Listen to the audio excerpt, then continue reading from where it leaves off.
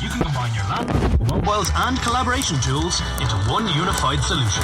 It means things run smoother, teams work better, and opportunities get taken. So be a ready business and simplify your game today.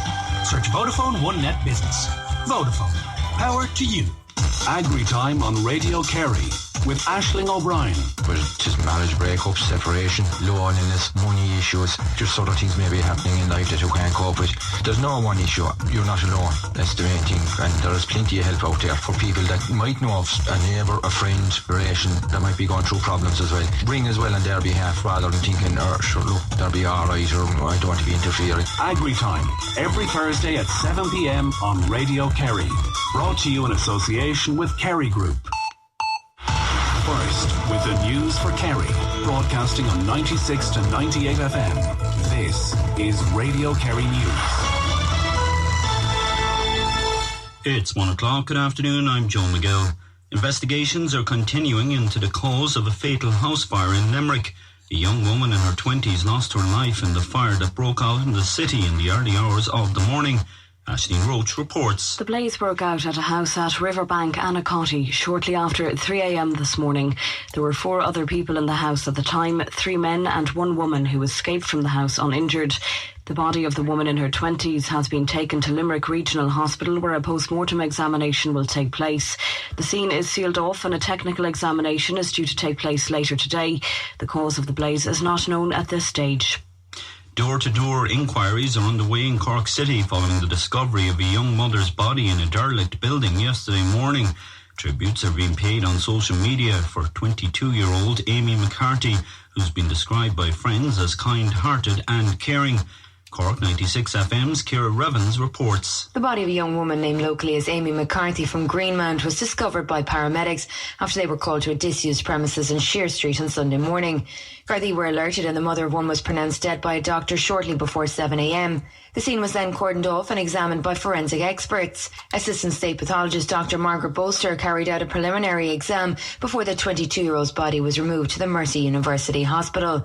A full post-mortem will be carried out today at Cork University Hospital and the results will determine the course of the Garda investigation.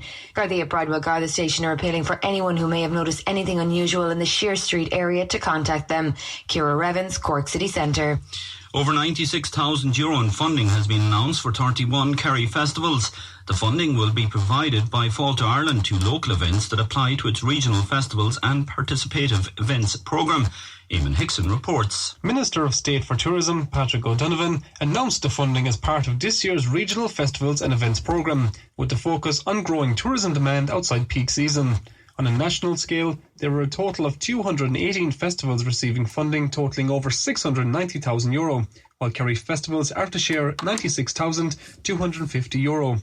Among the 31 beneficiaries in the county are Other Voices, which will receive €20,000, the Dingle International Film Festival, which will benefit to the tune of €7,000, while €3,000 will go to the Valentia Island Transatlantic Cables Festival. Other local events to benefit are the Charlie Chaplin Comedy Film Festival, the Stole Food Fair and Féile na Bealtaine. Kerry TD Brendan Griffin welcomed the announcement, saying it will boost tourist numbers and should increase the footfall to businesses in the county. Eamon Hickson, Radio Kerry News.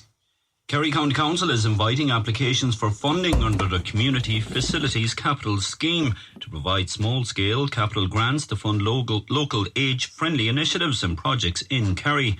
The Council is working in conjunction with the Local Community Development Committee on behalf of the Department of Housing, Planning, Community and Local Government. Anna Curtin reports. A total of €64,000 is available under the fund, where the maximum grant available is €1,000 per project. An age-friendly community is a community which allows people as they get older to live in security, maintain their health and participate fully in society. The grants provide funding for new activities, including improved access to public and community buildings, the creation of safe, comfortable places to meet, intergenerational capital projects and the provision of recreation and healthy living facilities. Application forms are available on kerrycoco.ie or by calling the Community Department in Kerry County Council on 066 718 3680. The deadline for project applications is June 30th and all projects must be delivered in 2017. Anna Curtin, Radio Kerry News. Today marks the start of Green Ribbon Month, a campaign to encourage a national conversation. It aims to challenge the stigma associated with mental health problems. Green Ribbon Ambassador Barbara Brennan became a mental health campaigner because of her own personal experience as a teenager. I had a big fear of, will I be able to get a mortgage after this? Will I ever get a job again? And that's stigma. And that's one of the things I think is a bigger problem than actually the illness. It's the fear that people have of speaking about mental health problems, rather than saying, mental health is everything. If you've ever been sad, if you've ever been joyous, if you've ever been happy, if you've ever been heartbroken, that's what mental health is.